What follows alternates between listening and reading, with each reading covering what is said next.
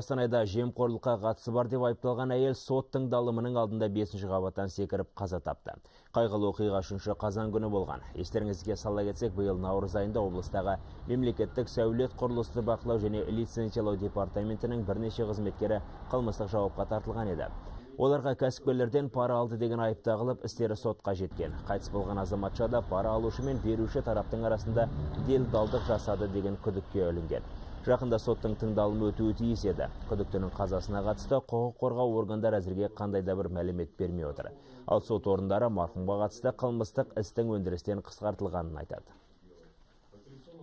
Бүгін оның туған ағасы келіп арыз жазып кетті, қылмыстық істі қысқартуыңызды өтінеміз деп. 9 қазан 2014 жылы қаулымен ол жаңағы Тайырбергенова Гүлфарида Әбілқасым жөнінде қылмыстық өндірістен қысқартылды.